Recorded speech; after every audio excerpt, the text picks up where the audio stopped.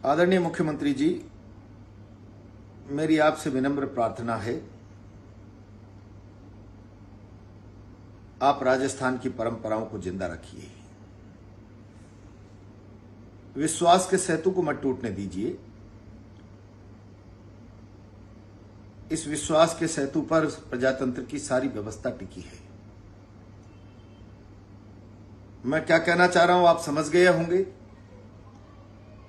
और अगर आपको इन परंपराओं का भान नहीं है तो इसका जीवंत उदाहरण आपने अपने समक्ष प्रत्यक्ष रूप से देखा है।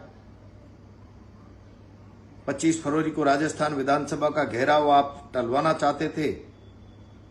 एक तरफ आंदोलन टले इस पक्ष को लेकर मुख्यमंत्री था, दूसरी तरफ अपने जेल में बंद बेटे के साथ न्याय हो एक पीड़ित पक्षकार का पिता था।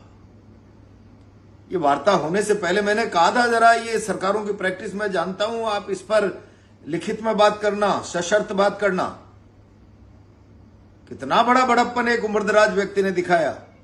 भरोसे की जो कीमत है वो किसी लिखित कागज की नहीं, और अकारण राज्य के मुखिया पर अविश्वास करना भी अपमान है।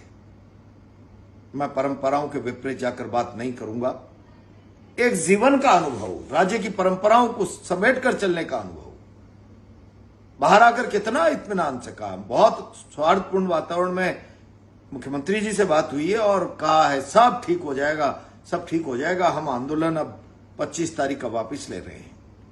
देखिए, आप परंपराओं को लेकर एक उम्रदराज व्यक्ति का बड़प्पन। आज 6.5 महीने हो गए, क्यों नहीं मुकदमे वापस कर रहे हैं आप?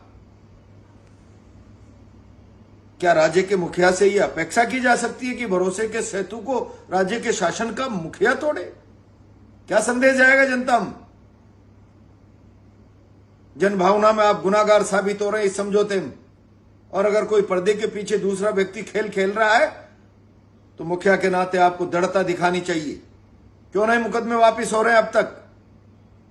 और मुकदमा वापस करना सरकार का सक्षम अधिकार है भाई। आपने देखा नहीं, गुजर आंदोलन में लोगों पे 302 के मुकदमे भी लगे थे, किसी एक की गिरफ्तारी हुई क्या? और आप पर भी गोपालगढ़ कांड में कितना भयंकर मुकदमा लगा था। आज मुख्यमंत्री नहीं बने हुए कि आप उसके बाद, शासन आने के बाद आपने वसुंधरा जी के राज में राहत महसूस नहीं की क्या? राहत दीजिए उस नौजवान को। उत्साही नौजवान ने, कोई राजनीतिक घटनाक्रम घट गया और दुर्भावनावश कुछ लोग उसके पीछे पड़े। आप राजस्थान की परंपराओं को जिंदा रखिए। मुखिया पर भरोसा, चाहे कुछ भी हो। मैं कारण अविश्वास नहीं कर सकता। एक उदाहरण पेश किया है पीड़ित पक्षकार के पिता ने। अब आप उदाहरण आप पेश करिए। मुख्यमंत्री के पास साथ आम जन, बुजुर्ग, सीनियर सिटीजन अगर सौहार्दपूर्ण बात करता है भरोसे से, तो भरोसा बना रहे, इसकी जिम्मेदारी शासन के मुखिया की है। क्या सवाल उठाएगा राजस्थान आपकी गंभीरता पर? अपनी साख की चिंता करिए। इस प्रकरण में राजस्थान शासन के मुखिया के नाते आपको गुनाहगार की तरह देख रहा है।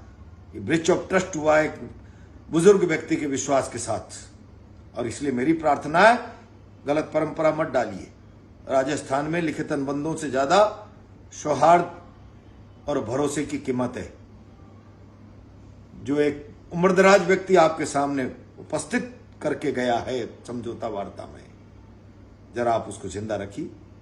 नरेश की रिहाई का प्रबंध करिए, उसके मुकदमे वापस लीजिए।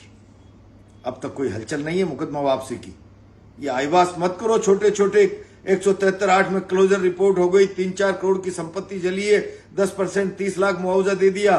ये ऊंट के मुंह में जीरा डालकर जरा ठंडे पानी की छींटे मत दीजिए प्लीज। नरेश के बारे में सारा राजस्थान आपसे सवाल कर रहा है। अब उस विश्वास के सेतु को जिंदा रखना ना रखना आपके जिम्मे, पर ये सोच लेना, अगर ये परंपराएं टूट गई तो राज्य के मुखिया को लेकर राजस्थान में क्या धारणा बनेगी, इसकी भी आपको चिंता करनी चाहिए। धन्यवाद।